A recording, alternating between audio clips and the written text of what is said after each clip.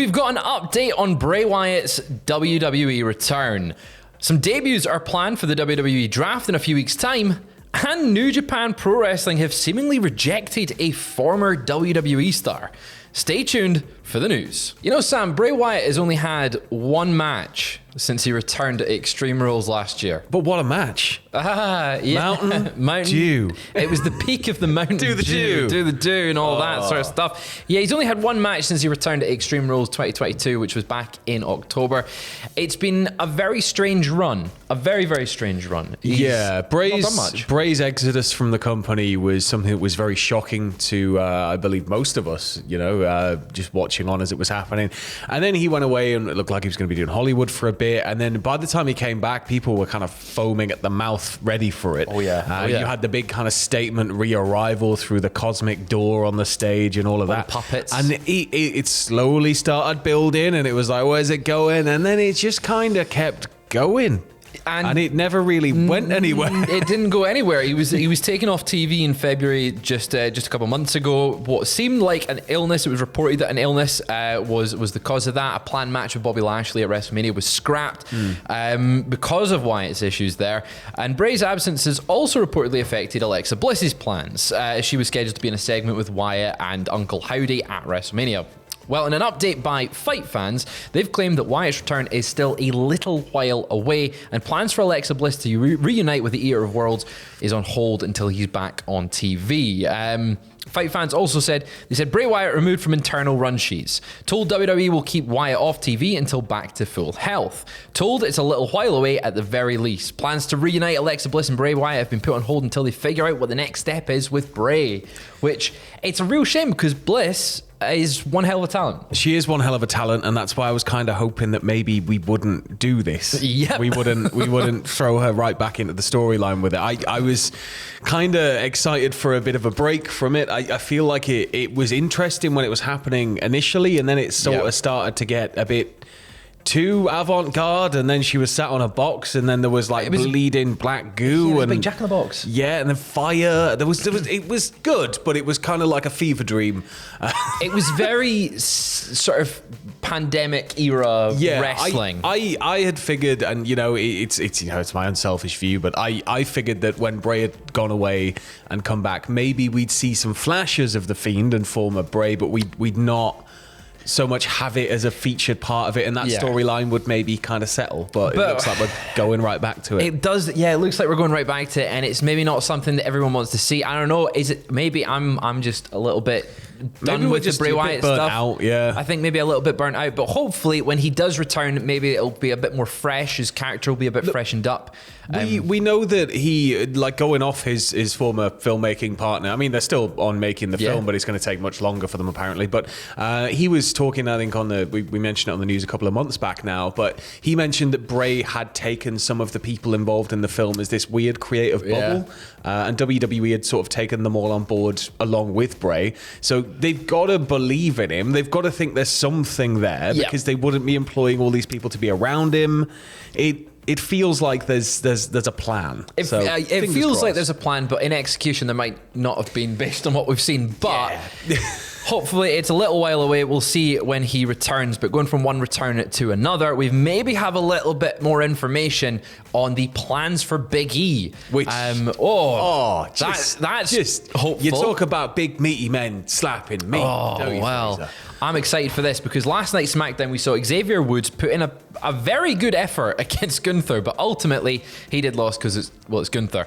But this might not be the end of his feud with Imperium, as Worked Wrestling on Twitter has said that despite a loss to Gunther on SmackDown, one long-term backstage pitch has seen Xavier Woods and a fully healed Big E and Kofi Kingston feuding with Imperium once the New Day are ready to return.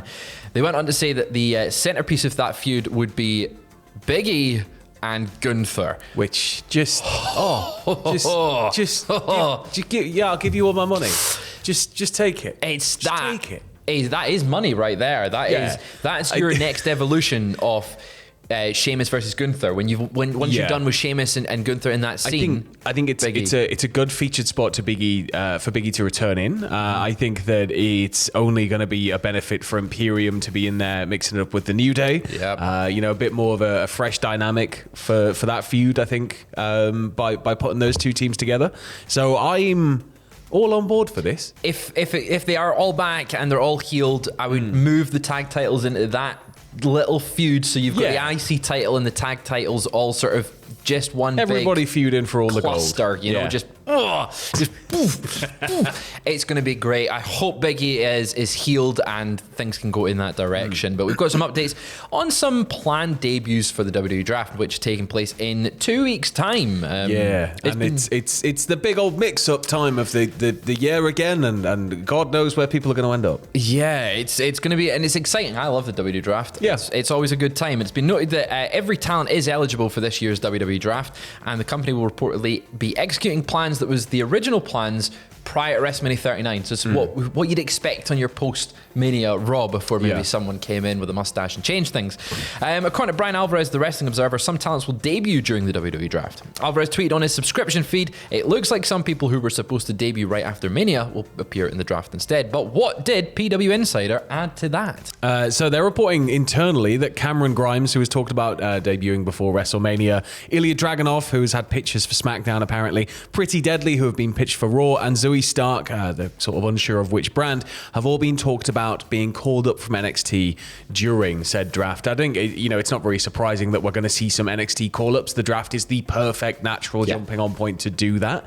I think that there's a way that you can really build some talents if you're bringing them across and make them look exciting, especially if you draft them fairly early on. Yeah. So I think that, especially Dragunov, I see some very good things. I'm excited for that. I mean, pipe dream, maybe put him in there with Gunther again. Literally everything. Just put circle back to it. Just throw them in there. Throw them in the mix a bit, and then just let it slowly bubble away until naturally they find each other like two magnets. It's gonna be so good when they finally meet. But I've also heard a lot of people online pitching for Ilya Dragunov to join Imperium, which I wouldn't object to. I wouldn't object to it at all. I think that would be quite Maybe tasty. you could bring him into Imperium and then have him leave Imperium, and then that's how you have him and you get back to him and Gunther. The headbutts. This is a Gunther special. Cameron Grimes is an absolute no-brainer. Somebody who, as we said, talked about before WrestleMania getting called up, and as well, you're looking at Pretty Deadly and Zoe Stark. There's a good crop of talent here. It's going to be a very good addition to the main Cameron roster. Grimes has done a big body transformation. He's looking insane right now. Pretty Deadly are one of the funniest tag teams in the whole WWE. Just them going stand and deliver was just, I don't know what, it popped me every time. And Zoe Starks has had some fantastic matches in NXT. Very excited to see what they do on the main roster if it goes through at the WWE Draft. We've got also an update on WWE's International Premium Live events from the Wrestling Observer. What's the deal, Sam? So, apparently, when it comes to getting site fees for international shows and the big pay-per-view events, which is a major part of the merger because UFC can get so much money for its events from local governments and tourism boards, because of the idea it brings in tourists who spend money in the market, Dave, is that these markets want multiple days of events. So essentially, with UFC being able to pull in that much money, it looks like Endeavor thinks, well, WWE can do the same, and if it's over multiple days, then you're going to make absolute bank. It's possible this would result in a country making a deal to bring in a big WWE and UFC event on the same weekend, which again feels like kind of a no-brainer. If you are in possession of both of those companies. But apparently, they've heard it's not really been talked about, but there doesn't appear to be anything in that sort of flow. That sort of direction. But for WWE, the idea of not just the pay-per-view, but bringing in the show for like an entire weekend, isn't that unheard of? We've seen it happen before. We've seen them do it in the future. In fact, when they're coming over here for Money in the Bank, SmackDown's here as well. Yeah, I mean, even when they do SmackDown and Raw here, they were usually like back-to-back or same week, weren't they? Yes. Like they were kind of near enough. 4-day period. And they come over for the long weekend now. Do Friday and Monday. Which, to be honest, it makes sense. Look, if you're putting, say, like 50 talent and a load of crew on a couple of planes and you're flying halfway around the world, you may as well do more than one show. Like, do one big show, surround it with smaller shows, but, you know, if the means are there to turn it into a WrestleMania multi-night spectacular, then I think as long as it doesn't become the norm where, you know, every PLE is multiple nights, I think that you could maybe do, you know, like a one-off SummerSlam that's 2 nights. You could maybe do a one-off, you know, 2-night Rumble, potentially. There's every now and then. The thing is, Rumble could work because you get a Rumble on each night. That would be quite an interesting direction. But it's happening in Puerto Rico as well, where they're bringing in SmackDown and the pay-per-view, and it's going to be a big weekend. There's mega money, though, like legitimately in tourism board, in kind of countries and governments financing these events, because they are just giant sort of showpieces, aren't they? And when you look at things like film production, say you want to shoot, when you look at movies and it's like, oh, this is in Chicago, and it's like, no, it was actually all shot in Vancouver. And it's like, why is that? Okay, they get massive tax breaks for going there to do that. They get a certain percentage of the film's production cost back, and it'll be no different for these WWE events, I imagine, except they're being just bought outright as shows. Yeah, and it's very cheap production admitted to do, so I'm excited to see it. It means that maybe for like when they come over for another pay-per-view, it's an entire week of content. But as I said, they're doing it the same in Puerto Rico. They're doing SmackDown before the pay-per-view and then Backlash on the Saturday night. But speaking of Backlash, during last night's SmackDown, WWE did confirm 3 new matches for the pay-per-view premium live event on May 6th. Rhea Ripley will defend her SmackDown Women's Championship against LWO's Zelina Vega. This came after Vega sort of asked Adam Pearce for the match, and he was like, "Yeah, have it at Backlash. Go on. Have what do you fun. mean the Bloodline's doing stuff and I should be getting involved? You go get your match. Have the match at Backlash." It was also announced that Seth Rollins will face Omos for reasons it wasn't actually made clear. It was just, here's the match. I'm all about Omos now that I know he's just massively into to anime and cool weeb guy. stuff, and has his own Instagram. He's a cool lad. Yeah, to win. There's a really funny photo of him going like, I want him to curb stomp Rollins. Imagine. And finally, the third match that's added, Austin Theory will defend his United States Championship in a triple threat match against Bronson Reed and Bobby Lashley. That'll be very good, I think. It'll be a very hard-hitting affair. I'm excited for Backlash. That's very just explosive. It's on the day of the King's coronation. Oh, well, we can't legally watch it then. Oh, no. Well, we're going to finally end things on New Japan rejecting a former WWE star. Dave Meltzer reported in this week's Wrestling Observer newsletter that New Japan Pro Wrestling were offered the chance to bring in Trinity Fatu, a.k.a.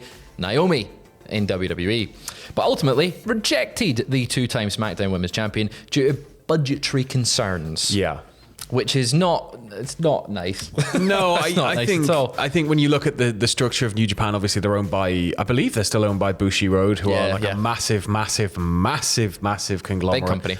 With a lot of money. But at the same time, New Japan itself, I don't think it's ever really been a company where, you know, you made the mega WWE money. No, I don't think so. It's never really been one of those like super crazy contract, you know.